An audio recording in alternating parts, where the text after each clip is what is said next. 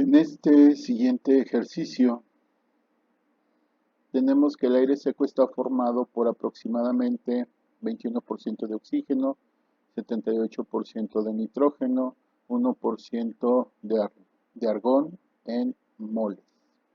Nos pregunta cuál es la masa molar promedio del aire seco y que calcule la densidad del aire seco en condiciones normales. Entonces, primero, para la masa molar va a ser igual a la masa molar del oxígeno más la masa molar del nitrógeno más la masa molar del argón. En este caso, para calcular la masa molar del oxígeno, primero tendríamos que sacar la fracción de oxígeno. Aquí es 21%, si lo dividimos entre 100, nos va a quedar 0.21 moles. Y lo vamos a multiplicar por el peso molecular del oxígeno, en este caso serían 32. De la misma forma lo vamos a hacer para el nitrógeno y para el argón. Sustituimos todos los valores, realizamos las operaciones y nos quedan 6.72 gramos más 21.84 gramos más 0.3995 también gramos. La masa molar en total es la sumatoria del anterior, que son 28.95 gramos. Para el inciso B, en donde nos pide calcular la densidad del aire seco en condiciones normales, vamos a hacer dos consideraciones. La primera, que un mol de la sustancia pesa 28.95 gramos, y la segunda, que un mol de cualquier gas tiene un volumen de 22.4 litros. Aquí tenemos gramos sobre litros. Por lo tanto, la densidad del aire va a ser igual a 28.95 gramos entre 22.4 litros.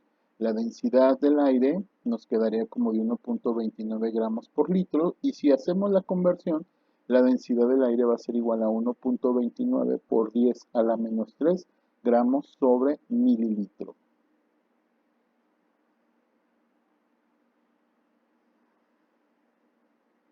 En este ejercicio nos dice que un compuesto orgánico tuvo el siguiente análisis: de carbono 55.8%, de hidrógeno 7.03% y oxígeno 37.2%. Se evaporó una mezcla de 1.5 gramos y se vio que el vapor ocupaba 530 centímetros cúbicos a 100 grados centígrados y con una presión de 740 torriciales. ¿Cuál es la fórmula molecular del compuesto? Esa es la pregunta. Acomodamos primero los datos. Los gramos van a ser igual a 1.5, la temperatura va a ser de 373 grados Kelvin, porque a los 100 grados le sumamos 273. Para el volumen, marca que son 530 centímetros cúbicos, que serían 530 mililitros, que corresponden a 0.53 litros. Y para la presión solamente hacemos una conversión. Nos marca que son 740 entre 760, correspondería a una atmósfera, por lo tanto, en atmósferas nos queda 0.9736 atmósferas.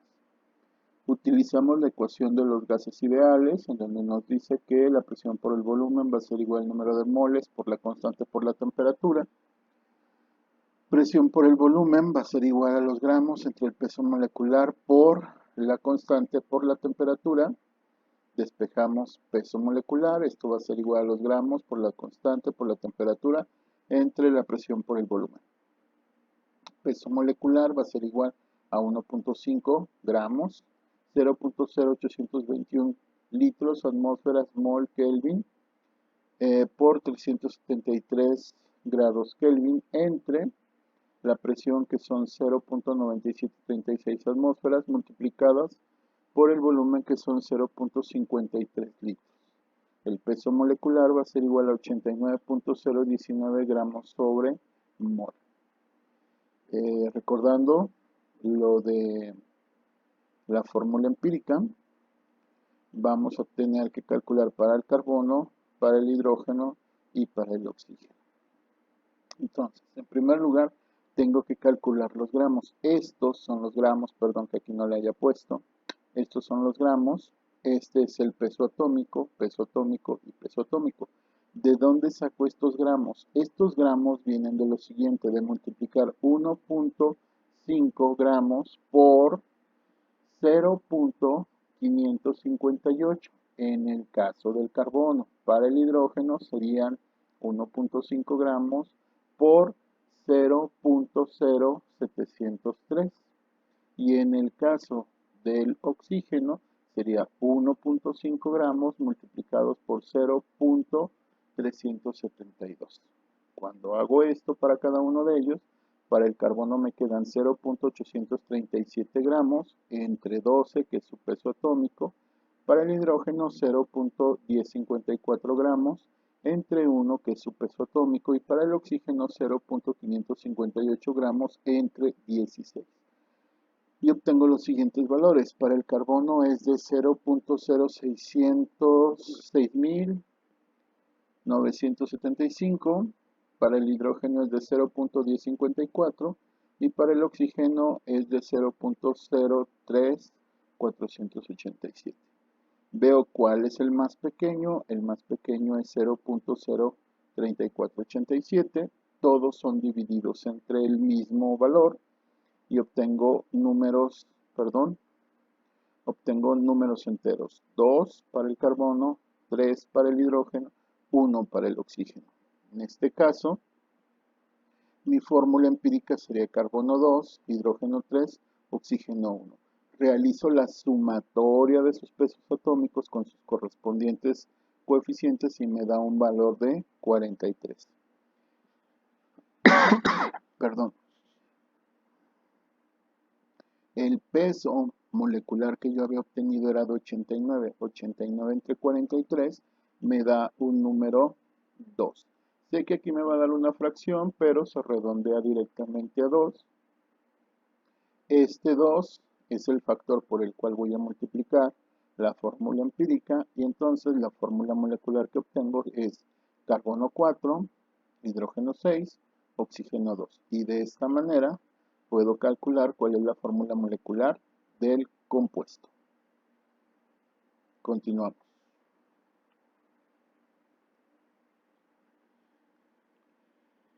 Aquí nos habla que en el laboratorio se usan las bombas de difusión de mercurio para producir alto vacío.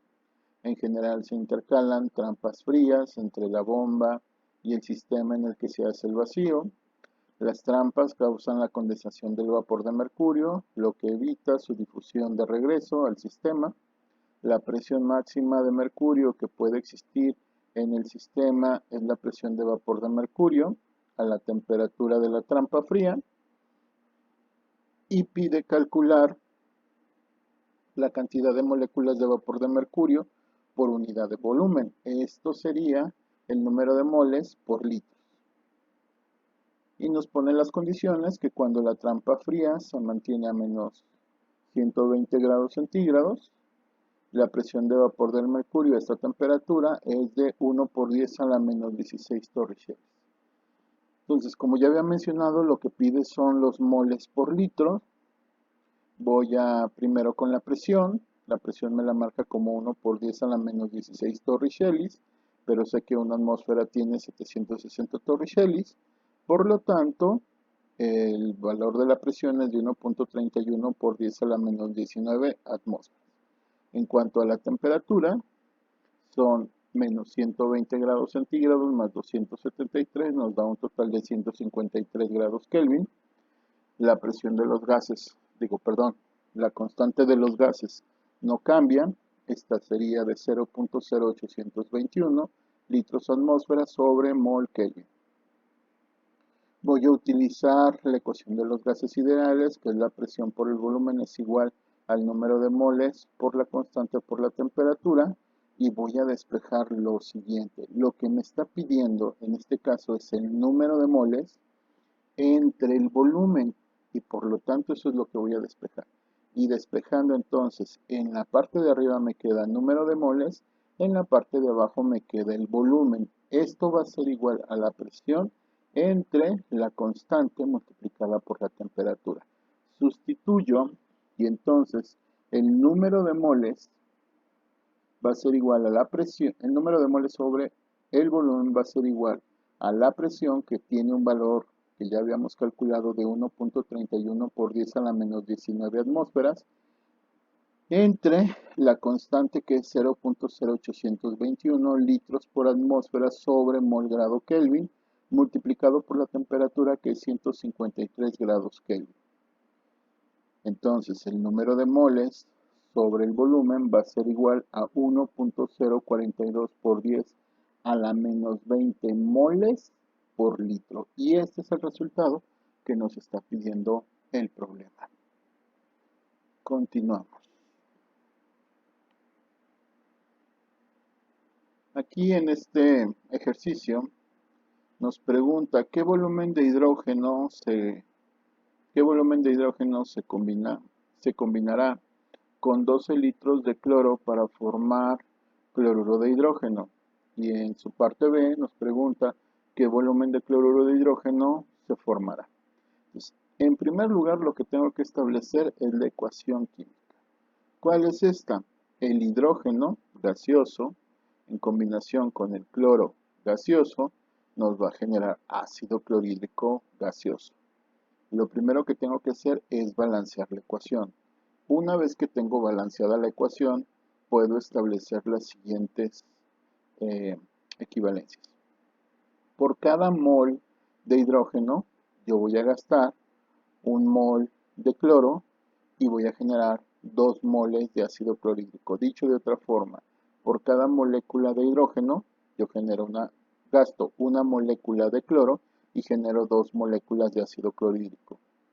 Pero en el caso de los volúmenes ocurre exactamente lo mismo.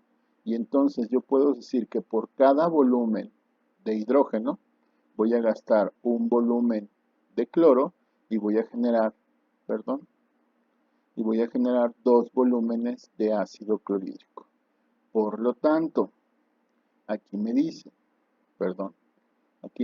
¿qué volumen de hidrógeno se combinará con 12 litros de cloro? Entonces, si yo aquí tuviera 12 litros, como la relación va 1 a 1, entonces yo también estaría gastando 12 litros de hidrógeno. Para el inciso B, que me pregunta qué volumen de cloruro de hidrógeno se formará, pues aquí yo tengo que por cada volumen de cloro que yo tenga, voy a formar 2 volúmenes de ácido clorhídrico o de cloruro de hidrógeno. Entonces, si yo aquí tengo 12, sería 12 por 2 y la respuesta sería 24 litros. Continuamos. En este ejercicio nos dice qué volumen de hidrógeno reaccionará con 6 pies cúbicos de nitrógeno para formar amoníaco. Y en el inciso B, qué volumen de amoníaco se producirá. Entonces, en primer lugar, ¿quiénes son mis reactivos? El hidrógeno y el nitrógeno. ¿Qué me van a formar? Pues amoníaco.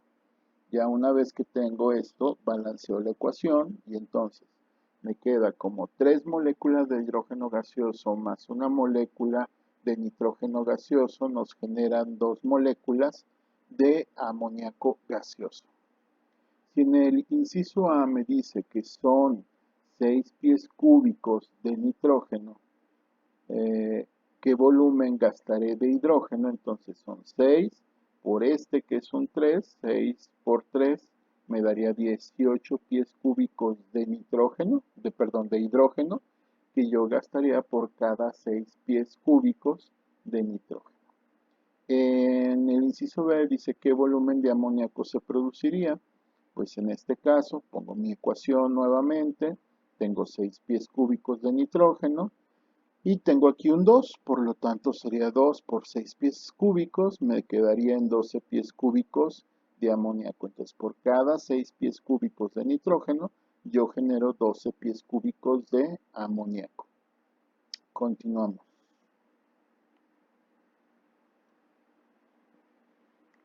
Aquí me dicen que se mezclan 64 litros de óxido nitroso con 40 litros de oxígeno y se dejan reaccionar. ¿Cuál es el volumen total de gas presente después de terminar la reacción? Entonces lo primero que tengo que hacer es establecer mi reacción, el óxido nitrógeno más el oxígeno que me van a producir el dióxido de nitrógeno. Una vez que ya tengo esto, balanceo la ecuación y me queda de la siguiente manera. Por cada dos volúmenes de óxido nitrógeno voy a gastar un volumen de oxígeno y voy a generar dos volúmenes de dióxido de nitrógeno, todos ellos gaseosos. Por lo tanto, en esta parte donde me dice que se mezclan 64 litros de óxido nitroso con 40 litros de oxígeno y se dejan reaccionar, ¿cuál es el volumen total de gas presente después de terminar la reacción? Entonces aquí yo en primer lugar tengo que establecer que son 40. Si yo gastara los 40 de ¿cuántos tendría que tener aquí? Serían 40 por 2, deberían de ser 80. Y no los tengo solamente 64 litros. Por lo tanto, el reactivo limitante es el óxido nitroso. Son 64, es un número par, yo lo puedo dividir entre 2 y por lo tanto me quedarían 32 litros multiplicados por 2 me darían 64 litros. Estos son el total de lo que va a reaccionar. Si son 64 litros, ¿con cuántos reaccionan de este lado? Pues con esto, con 32 litros. ¿Por qué? Porque si de este tengo 64 y de este voy a gastar la mitad de 64 son 32 litros. Entonces, 64 litros de óxido nitrógeno van a reaccionar con 32 litros del oxígeno para formarnos nuevamente 32 por 2, 64 litros del dióxido de nitrógeno. Esto es lo que me va a quedar de óxido nitroso, 0, de dióxido de nitrógeno, 64, y de 40 que tenía solamente gasté 32, por lo tanto, ¿cuántos me quedan? 8 litros sin reaccionar. Entonces en total tengo 8 litros más 64, esto me da un volumen total de 72 litros. Solamente hago la sumatoria, sería 0 más 8 que me quedaron de oxígeno más 64 que produce, me quedan 72 litros. Continuamos. En este ejercicio me pregunta qué volumen de oxígeno en condiciones normales se requiere para la combustión completa de un mol de disulfuro de carbono, CS subíndice 2. En el inciso B, qué volúmenes de dióxido de carbono y de dióxido de azufre se producen a condiciones normales de temperatura y presión. Entonces, primero establezco mi ecuación. El disulfuro de carbono que está en estado líquido más el oxígeno que está en estado gaseoso me van a generar dióxido de carbono en estado gaseoso más dióxido de azufre en estado gaseoso. Una vez que tengo la ecuación, balanceo la ecuación y me va a quedar que un mol de disulfuro de carbono más 3 moles de oxígeno me van a generar 1 mol de dióxido de carbono más 2 moles de dióxido de azufre. Por otro lado, yo sé que en un mol está contenido en 22.4 litros. Por lo tanto, en 3 moles, ¿cuánto volumen voy a tener? Y el volumen de oxígeno es de 67.2 litros, que es la primera pregunta que me realizaba. ¿Qué volumen de oxígeno en condiciones normales se requiere para la combustión completa de un mol de disulfuro de carbono? ¿Cómo lo hice? Pues bien, aquí la relación va a ser 1 a 3. Si yo tengo un mol de y de este voy a gastar 3, yo sé que por cada mol tengo 22.4 litros, en 3 moles, ¿cuántos litros voy a tener? Y el resultado es 67.2 litros. Ahora, En el inciso B me pregunta qué volúmenes de CO2 y SO2 se producen en condiciones normales.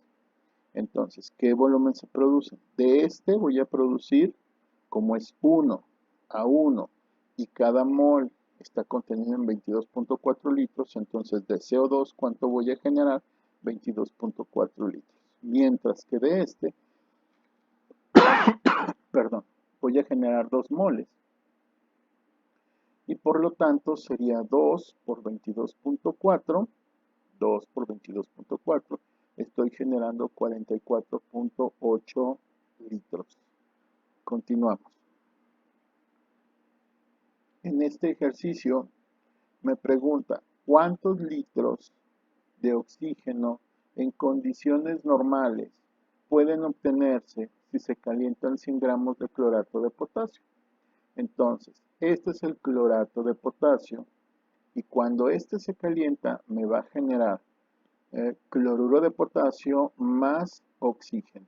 Lo primero que tengo que hacer una vez que tengo la ecuación es balancearla. Una vez que la balanceo, voy a saber que a partir de 2 moles del clorato de potasio, yo estaría obteniendo 2 moles de cloruro de potasio que no me interesa porque es sólido y 3 moles de oxígeno que es el que está en estado gaseoso.